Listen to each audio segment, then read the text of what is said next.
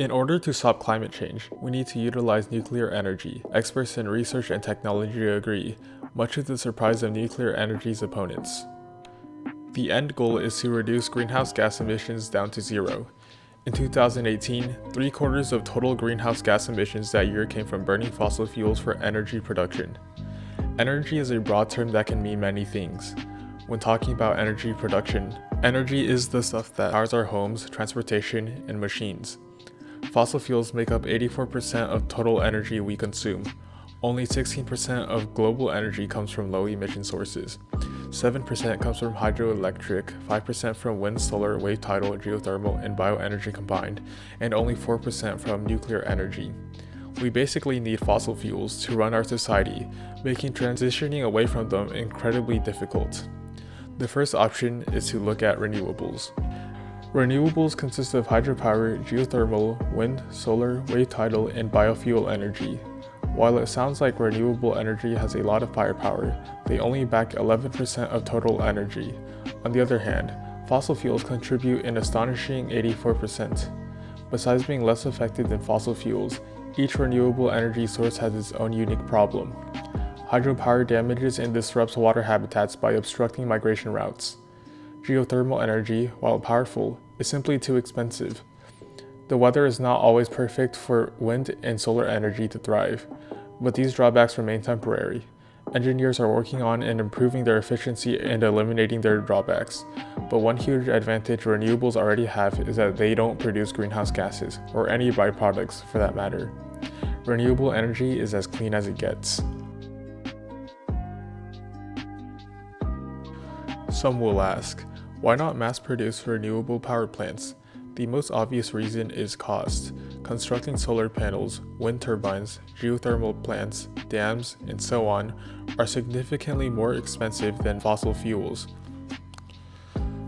However, let's ignore cost.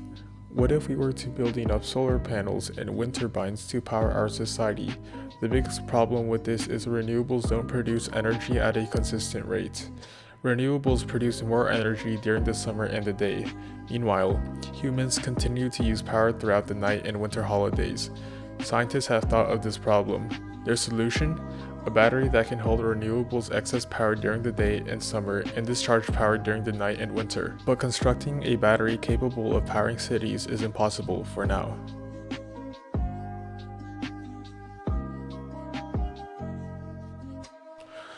What does nuclear energy have to say? Today, nuclear energy only covers 4.3% of total energy production, even less than hydropower. It is a greenhouse gas-free energy source twice as efficient compared to natural gas and coal plants, so why are we not using it? In recent years, nuclear energy has been painted as a hazardous industry, no thanks to the Chernobyl and Fukushima Daiichi disasters. Many also associate nuclear energy with nuclear waste, a necessary and toxic byproduct of nuclear energy. However, there is little evidence to support nuclear energy's lethality. Death from nuclear energy is 99% lower than coal, oil, and gas. As for nuclear waste, evidence simply does not support nuclear waste's high fatality rate either.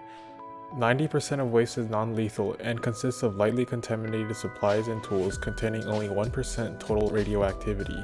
The remaining 10% is lethal and requires storage. However, not all waste is really waste.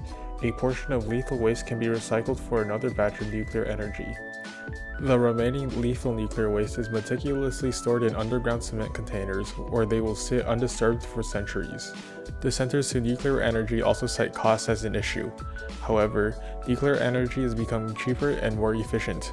Small modular reactors, or SMRs, are essentially nuclear reactors engineered to be as small as possible to minimize costs while maximizing energy output. SMRs offer nearly 50% more power output than current reactors. But this brings up the issue of implementing nuclear energy. The applications of nuclear and renewable energy are limited. While both are very good at generating electricity, they lack fossil fuels adaptability. Instead of strapping nuclear reactors to planes and cars, we can still use them in electricity generation. Currently, 63.3% of electricity comes from fossil fuels.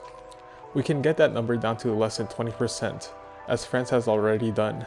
In France, 71% of their electricity is generated by nuclear energy, 16% by renewables, and only 13% from fossil fuels.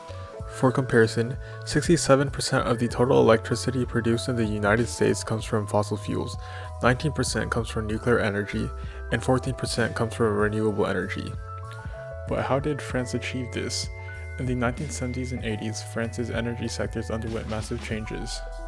As France mass-produced nuclear power plants, French manufacturers created identical copies of nuclear power plant components to reduce the time and cost of construction. By 1995, nuclear fission took up 75% of France's electricity mix. While that number has gone down since, renewable sources such as wind and hydropower have steadily been increasing in power output. The most important consequence of France's innovation, of course, was immediate reduction of greenhouse gas output. Today, France has one of the lowest carbon emission per GDP rates in the world. With improved technology, replicating France's nuclear transition will be faster and cheaper than before. Eventually, humanity will live in an electricity-powered society, sourced 100% from renewable sources. Our goal should be reaching this future as fast as possible. To achieve this goal, we must start utilizing nuclear energy now.